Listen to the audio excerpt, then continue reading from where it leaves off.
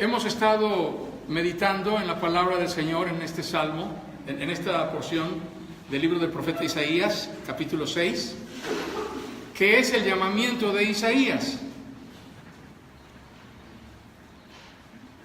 Sin embargo, aunque estamos impresionados por lo que el pasaje de Isaías describe, por lo que Isaías vio en el templo, en el momento en que Dios lo llamó al ministerio. Hay muchos otros casos de hombres en la Biblia que fueron llamados por Dios y que al ser llamados por Dios fueron advertidos de la naturaleza santa del Dios con el cual estaban tratando. Por tanto, no es Isaías el único caso de un hombre que en el momento de su llamado es impactado por la santidad de Dios. Así que vamos a ver algunos casos, ¿les parece? Vamos a ver primero el caso de Abraham. Por favor, busquen Génesis capítulo 17.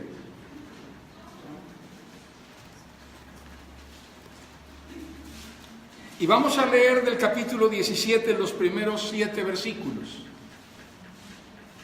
Abraham no es el primer hombre que trata con Dios. Antes de Abraham está la historia de Noé, que es el patriarca que sobrevivió al diluvio y de quien Dios levanta una nueva generación de seres humanos. El único acontecimiento de Noé en el cual podemos decir que tuvo un encuentro con Dios fue cuando Dios lo llama a construir el arca y le da instrucciones precisas de lo que tiene que hacer. Y cuando termina la construcción del arca, en el momento de salir del arca, una vez que ha pasado el diluvio, Noé experimenta un momento de adoración en el que reconoce quién es Dios. La palabra dice que Noé levantó un altar y ofreció sacrificio a Dios. Pero ahora estamos con el patriarca, que es el hombre del cual la Biblia dice que fue la primera persona con la cual Dios se identificó. Cuando leemos a la primera vez en que Dios tiene contacto con Abraham, es capítulo 12 de Génesis. Sin embargo, en Génesis capítulo 12 Dios no le da mayor información a Abraham. Le dice, vete de tu tierra y de tu parentela. Abraham no sabe quién le está hablando. No tiene idea de con quién está tratando. Pero el tiempo ha transcurrido. Abraham ya obedeció la orden. Abraham ya salió. Abraham ya está viviendo en otra circunstancia y los años han pasado. Ahora estamos en el capítulo 17 de Génesis. Y en este momento de su trayecto es cuando Dios se revela a Abraham. Versículos 1 al 7. La palabra del Señor dice: cuando Abraham tenía 99 años, el Señor se le apareció y le dijo: yo soy... ¿Quién? ¿Y cuál es la instrucción que le da allí? Vive en mi presencia y sé intachable. Esta es la señal que Abraham recibe acerca de la naturaleza del Dios con el cual está tratando. Todos ponemos nuestra condición para relacionarnos con los demás, ¿saben? Cuando voy y doy alguna conferencia con jóvenes en los campamentos y eso, les digo, ¿cuántos tienen Facebook? Y todos levantan la mano. Digo, yo también. Soy un viejito de casi 60 años que tiene Facebook. Bueno, ¿cuántos querrían ser mi amigo de Facebook? Y varios levantan la mano. Bueno, por favor, mándenme su solicitud. Y luego les digo, no publiquen tonteras porque si no les doy aire. En el momento en que los invito a ser mis amigos, les digo que si me etiquetan en alguna tontería, les voy a dar aire. Pongo mis condiciones. Y tengo muchos amigos jóvenes. Y a algunos les he dado aire fresco. Sí, porque no estoy dispuesto a que mi muro sirva de escaparate para que exhiban cosas en las cuales yo no coincido y no estoy de acuerdo. ¿Cuáles son las condiciones que ustedes ponen? De repente llega su hija con un muchachito allí muy acomedido que le quiere llevar la mochila. Bueno, ahora ya ni la mochila quieren cargar, pero bueno. Muy acomedido que quiere que su niña lo invite el sábado al cine, pagando ella toda la cuenta. Así son los noviazgos de hoy día, ¿no? Y usted le pregunta a su hija, ¿son novios? No, mamá. Entonces, ¿qué son? Nada, nomás andamos. Y usted pone sus condiciones. ¿Cuáles condiciones pondría una madre, Ruth? Vas a ser mamá de una niña. No sales con nadie hasta que cumplas 32 años. Sí. Y sales con un vestido que parezca hábito de monja de las carmelitas. Reloj. ¿Por qué los padres ponemos condiciones? Porque queremos que nuestros hijos sepan con quiénes queremos que ellos traten. Y por esa razón les decimos, aquí no me vuelves a traer al chango ese que trajiste melenudo la vez pasada, que huele a tenis de... Luego te platico. ¿Sí? Yo lo vi que se rascaba demasiado la cabeza, no sé qué tenga ese niño. No me lo vuelves a traer aquí. Ay, mamá, es que es muy divino, muy divino. Así dicen las niñas, es que es divino, mamá. Ustedes ponen sus condiciones. Dios pone sus condiciones. Yo, le dice a Abraham, soy el Dios. ¿Qué le dijo? ¿El Dios qué? Todopoderoso. Abraham, de entrada, recétate esta doctrina. Omnipotencia de Dios. Yo soy el Dios Todopoderoso. Anda delante de mí y sé intachable. Gloria a Dios. ¿Cuántos de nosotros estamos caminando con Dios, hermanos? Gloria a Dios. Gloria a Dios. ¿Cuántos somos intachables?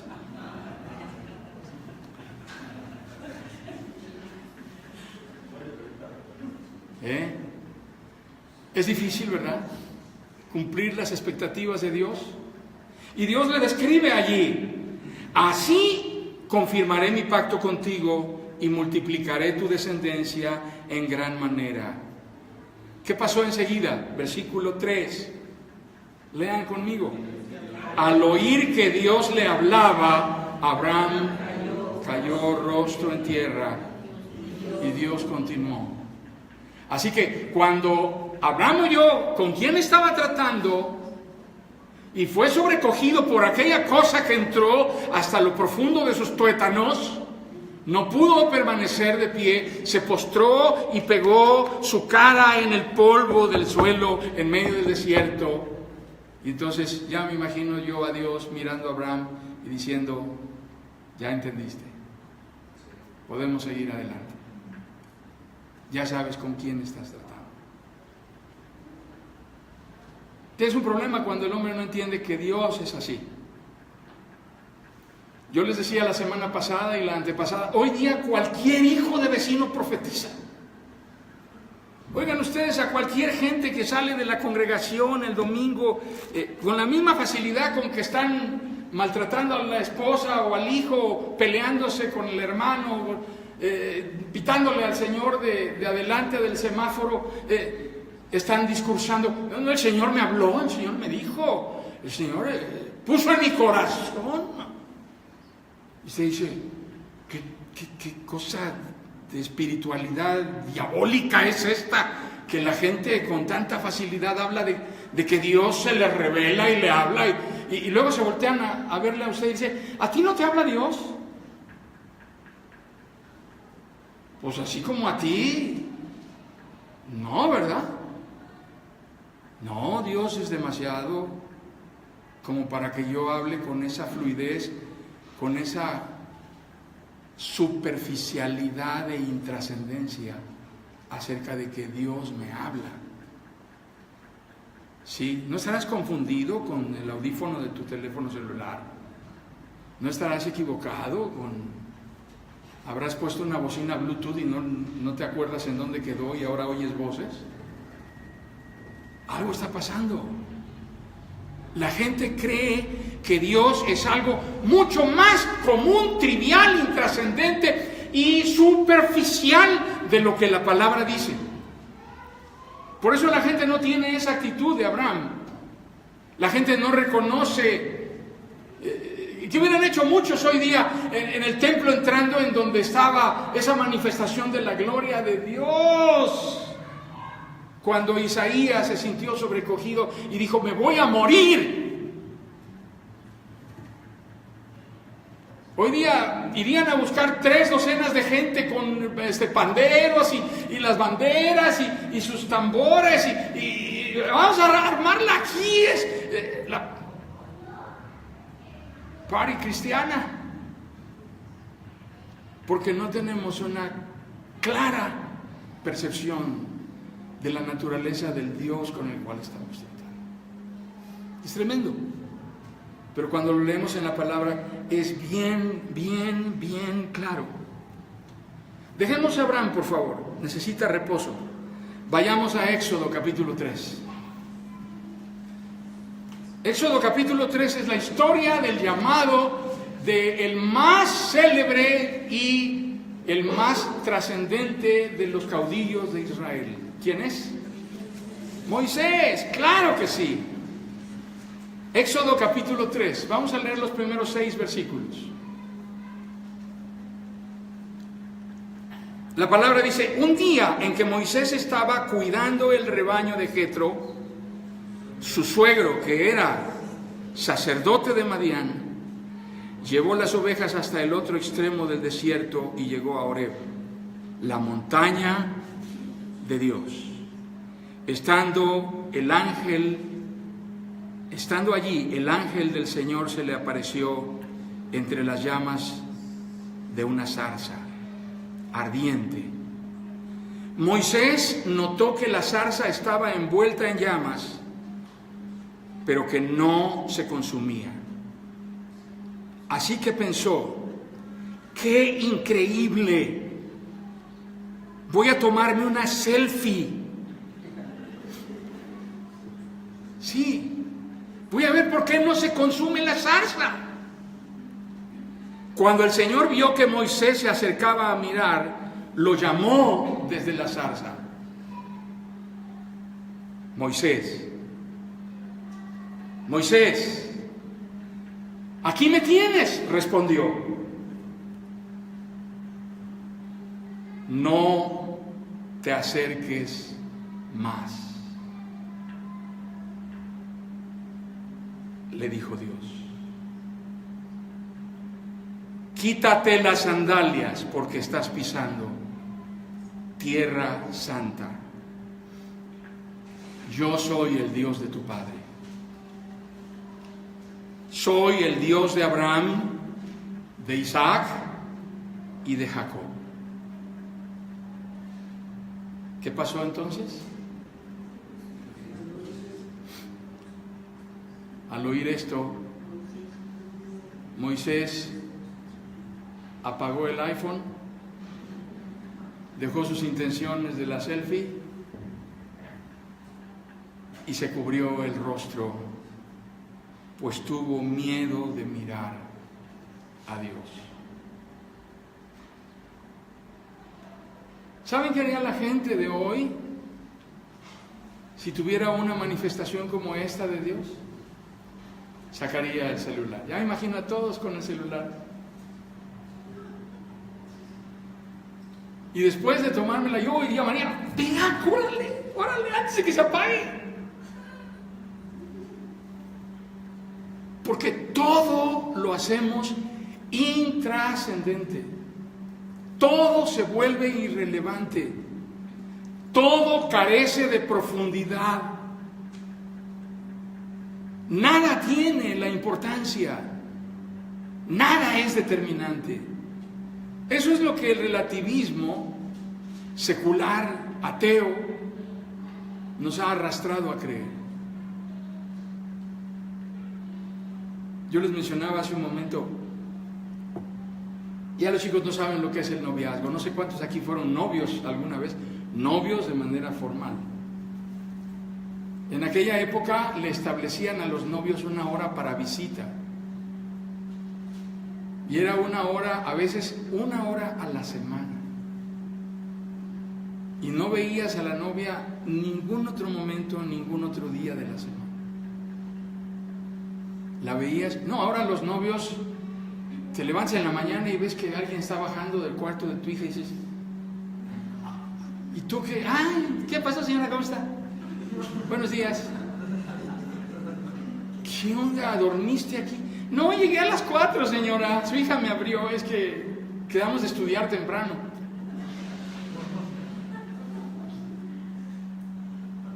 Estudiar temprano. Se pasaron hasta las 2 de la mañana chateando y a las 4 ya estaba ahí. ¡Qué aplicados!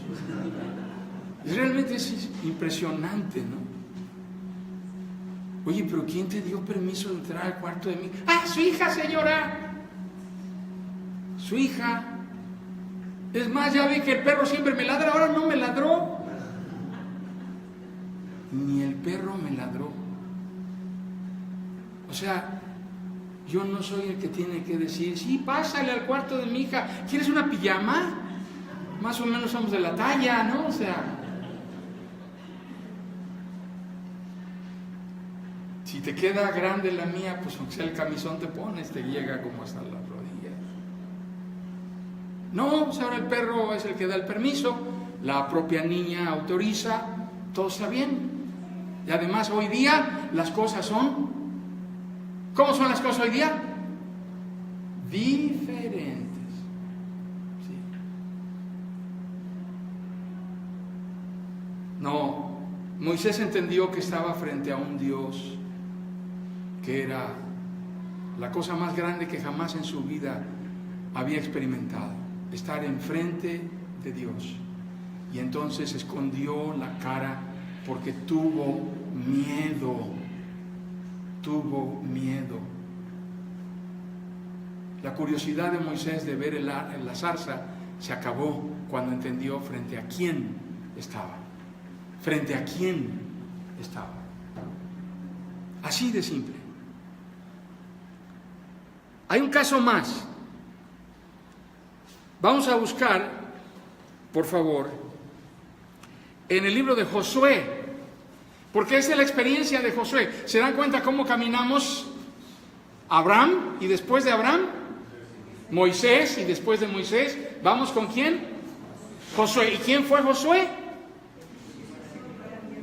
El sucesor de Moisés que introdujo a Israel en la tierra prometida para tomar el liderazgo de la nación en la era de la conquista de la tierra prometida.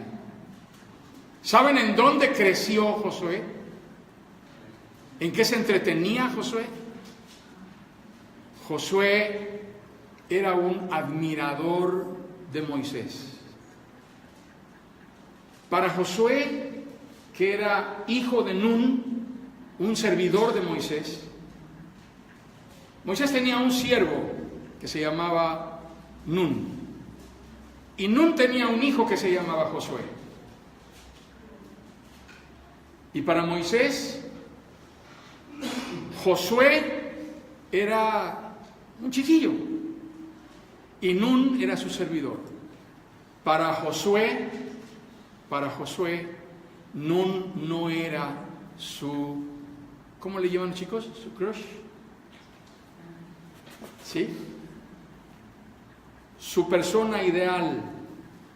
Su propio padre no representaba la figura más admirada para Josué. Yo no sé cuántos aquí crecimos sin una verdadera admiración por nuestro padre. ¿Saben? Yo recuerdo que cuando estuve en la primaria, hasta 3er o 4 año de primaria, yo hablaba de mi papá cosas fantasiosas. Debo hacer una confesión en este momento, porque en este momento está viniendo a mi mente, y ahora que estoy llegando casi a punto de los 60 años, reconozco que debo confesar todos mis pecados. Y en alguna ocasión dije que mi papá había ido a África de safari y había cazado un león que conservaba la cabeza del león y que le iba a mandar a poner. Hermanos, eso dije. No sé si yo fui el único niño que fanfarroneó cuando era niño, pero yo creo que todos los niños vivimos una etapa en la cual fanfarroneábamos acerca de lo que nuestro papá hacía. A ver, en un acto de valor, ¿cuántos de ustedes fanfarronearon acerca de su papá alguna vez siendo niños? Mi papá las puede, ¿sí? Y presumíamos, y eso nos hacía sentir bien. Nun no era la persona que Josué, el niño, admiraba. Josué admiraba a Moisés, el caudillo de Israel. Y cuando Dios elige a alguien para suceder a Moisés, no elige a ninguno de los hijos de Moisés. ¿Se dan cuenta de eso? ¿Saben a quién elige? Dios a Josué. Estamos en Josué capítulo 5. Vamos a leer solamente 3 versículos. Comenzamos en el versículo 13.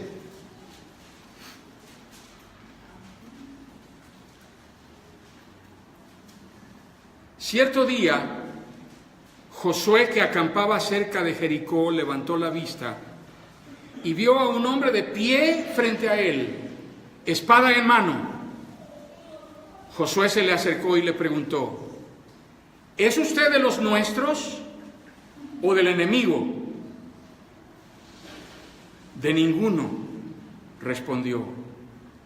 Me presento ante ti como comandante del ejército del Señor. Una revelación de Dios. ¿Qué pasó?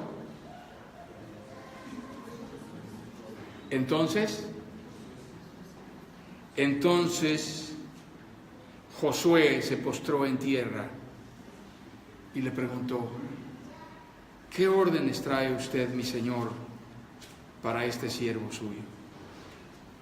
El comandante del ejército del Señor le contestó: quítate las sandalias de los pies, porque el lugar que pisas es sagrado. Y Josué le obedeció. Un encuentro con la santidad de Dios. ¿Habían leído esa historia de Josué? Yo creo que Josué tuvo que tomar tiempo para recuperarse de la responsabilidad que Dios le asignó. Y lo que leemos en la Biblia nos hace pensar que Josué era un hombre con un corazón atemorizado. Las personas que tenemos una autoestima dañada somos personas que tendemos a mostrarnos con timidez, con dificultad para tomar iniciativa, para tomar decisiones radicales, porque sentimos que algo va a salir mal. El sentimiento dominante es el temor.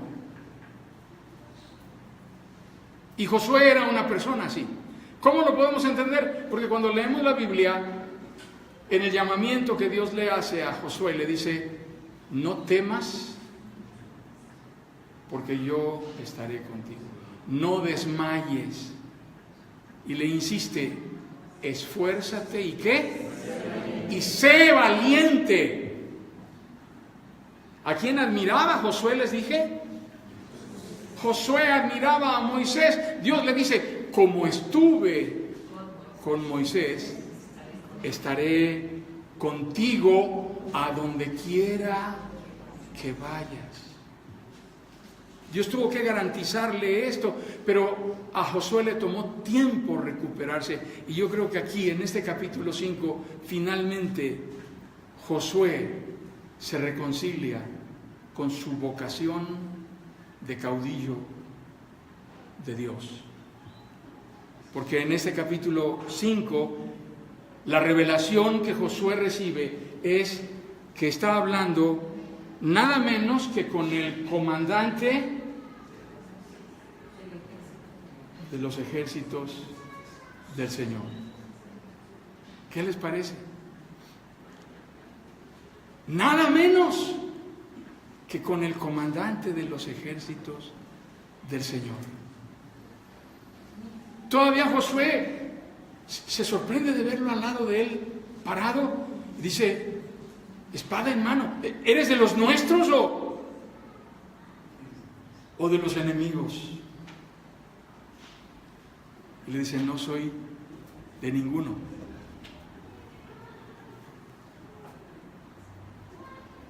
Yo vengo para entrevistarme contigo, para que el día de hoy tú sepas con quién estás tratando y quién es el que te llamó. Amados, cuando leemos el capítulo 6 de Isaías y vemos a Isaías tan profundamente impactado de lo que está viviendo, debemos pensar que el llamado que Dios nos ha hecho a un trato que transformará nuestra vida no es una cosa trivial, no es una cosa menor, no es algo irrelevante, no es algo insignificante, tiene un gran significado y puede no solamente marcar nuestras vidas, sino las vidas de aquellos a los cuales amamos y han sido puestos bajo nuestra custodia. Han sido puestos bajo nuestro cuidado, bajo nuestra tutela. Aquellas personas sobre las cuales Dios nos ha hecho responsables. Así que pensemos de la manera en que Dios se está manifestando. El domingo pasado, el gran tema con el cual terminamos y nos quedamos pensando fue el fenómeno de la idolatría en la historia de Israel. Cuando el pueblo de Israel perdió de vista con quién estaba tratando. Cuando el pueblo perdió de vista quién era Dios y qué había hecho Dios por ellos. Vamos a un pasaje más, por favor. Ahora vamos a buscar en el libro de los Jueces. Enseguida del libro de Josué, capítulo 2, y comenzaremos leyendo en el versículo 6. Jueces, capítulo 2. Para nuestros amigos que están siguiéndonos a través de la transmisión en vivo, nosotros estamos leyendo la Nueva Versión Internacional de la Biblia. Pero no importa cuál versión tengan, da lo mismo. Jueces 2:6. Cuando Josué despidió al pueblo, los israelitas se fueron a tomar posesión de la tierra, cada uno a su propio territorio. El pueblo sirvió al Señor mientras vivieron Josué y los ancianos que le sobrevivieron, los cuales habían visto todas las grandes obras que el Señor había hecho por Israel. Josué, hijo de Nun, siervo del Señor, murió a la edad de 110 años y lo sepultaron en la región montañosa de Efraín, al norte del monte de Gaas. También murió toda aquella generación. ¿Y qué pasó después? Surgió otra que no conocía al Señor, ni sabía lo que Él había hecho por Israel. ¿Hay alguien a quien quieras voltear a ver en este momento cerca de ti?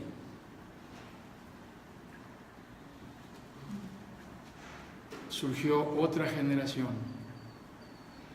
que no conocía al Señor. Las transiciones generacionales son puntos críticos en la historia de la fe de una nación, en la historia de la fe de una familia. Porque en ese punto de conexión podemos perder el sentido de la relación con Dios. ¿Estamos conscientes de eso? ¿Lo tenemos presente? Una de las cosas que yo más admiro en una familia de empresarios modestos, y conozco muchos, conocemos a una familia que tiene un negocio familiar y a veces visitamos ese negocio y le hemos dicho a esta pareja, señores de edad mediana, más de 50 el señor, con hijos universitarios, le hemos dicho: ustedes ya lograron la transición entre plantar un negocio con muchos sacrificios, con mucho esfuerzo, y luego hacer que la generación que viene después de ustedes considere valioso el esfuerzo que ustedes hicieron y lo aprecie, al grado de ponerse en el lugar de ustedes y asumir la responsabilidad de velar por el bienestar del negocio, aunque ustedes no estén. Es interesante, pero eso es una transición, hermanos. Sobre todo cuando se trata de negocios familiares. Los negocios familiares cada vez son menos comunes. Porque los padres casi siempre pensamos: yo no quiero que mi hijo se dedique a lo que yo me dedico, porque esto es muy matado, esto es muy sacrificado, toda mi vida he sido agricultor, he trabajado en la viña del Señor y yo no quiero que mi hijo se dedique a esto. Yo quiero que mi hijo sea profesionista. Y levantamos la generación de los profesionistas y medianamente sobrevivieron durante una etapa que consolidó la clase media mexicana. Pero los hijos de esos profesionistas hicieron exactamente lo mismo que sus padres hicieron y levantaron una nueva generación de hijos profesionistas. Y esos hijos profesionistas llegaron a la etapa de comenzar a ser productivos económicamente activos, en una etapa en la cual la clase media estaba en el proceso de desaparecer. ¿Por qué iba a desaparecer la clase media? Porque los programas financieros de macroeconomía requerían eso. No podían haber tantas clases. O había 2 clases o íbamos a tener problemas. La única forma de entrar al primer mundo era que solamente hubieran 2 grandes estratos económicos en México: la clase bien y la clase mal. Los mal no lo iban a sentir tanto porque siempre han estado mal. Estar más o menos mal o estar más mal que antes, ahí va más o menos. El problema es que más de la mitad de esa clase media que fue guiada a la depresión tuvo que quedar inserta entre los de la clase mal. Y entonces se generó una economía informal. La economía informal de todos los despedidos, de todos los corridos, de todos los graduados de universidades que no encontraron colocación en ningún lado, de todos los que se dedican a la piratería, a vender agujetas de calzado, adornos para el cabello, anteojos para el sol, ¿qué más se vende? Algunos de ellos son empresarios, tacos de canasta. Eso es toda una industria de tacos de canasta hoy día, en todas las esquinas hay tacos de canasta, toda una industria del ¿cómo se llama? El sistema de asepsia me refiero a los limpiaparabrisas. Sí. Entonces se generó una megaclase menesterosa en nuestro país. Y la clase pudiente pues siguió siendo la misma. Realmente no accedió casi nadie a esa clase. Lo que hicimos fue engrosar Y ahí están todas las filas de los profesionistas graduados. Y seguimos graduando profesionistas porque pensamos que la pequeña industria familiar era algo que no era digno. Yo no quiero que mi hijo sea zapatero. Pues nuestros hijos graduados de la universidad con maestría y doctorado quisieran, ojalá mi papá me hubiera enseñado a ser zapatero. Ojalá mi papá me hubiera enseñado a ser carpintero o a ser fontanero, porque ahora aunque sea de fontanero, de zapatero o de electricista, la haría yo, no que ahora ni con la maestría y el doctorado encuentro trabajo en ningún lado. Qué tremendo, ¿verdad? La transición entre una generación y otra. Tengan en cuenta esto, porque esto no es artículo de finanzas y de economía, esto es artículo de fe y salvación. ¿Qué va a pasar con la generación que viene después de ti? Aquí tengo un montón de solteros. ¿Han pensado en algún día ser padres? No le deseo a ninguno de ustedes que sea padre antes de lo planeado. Pero si llegara a pasar, que se dan casos. Ahora las agendas están muy comprometidas, ¿verdad? Las agendas de los ginecólogos cada vez están más complicadas. Las agendas de los pastores, a veces tenemos que bautizar antes de casar. Y bueno, es complicado. Antiguamente los bautizos vendrían después de las bodas, ahora, difícil de entender. Así de aceleradamente vive la gente hoy día. Entendamos entonces, hermanos amados, que está de por medio lo que ha de suceder en la transición y cómo habremos nosotros de comunicar a la siguiente generación quién es el Dios con el cual estamos tratando. A mí me pesa mucho que Moisés hizo tan buen trabajo con Josué. Logró impactar la vida de Josué, pero no la de sus hijos.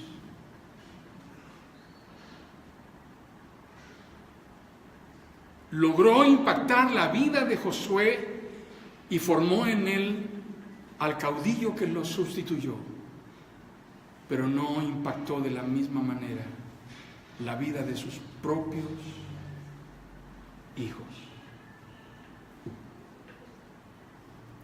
Que Dios tenga misericordia de nosotros, hermanos. Que Dios nos socorra y nos ayude a comunicar con fidelidad quién es el Dios con el cual estamos tratando. Que el Señor nos bendiga, hermanos. Amén.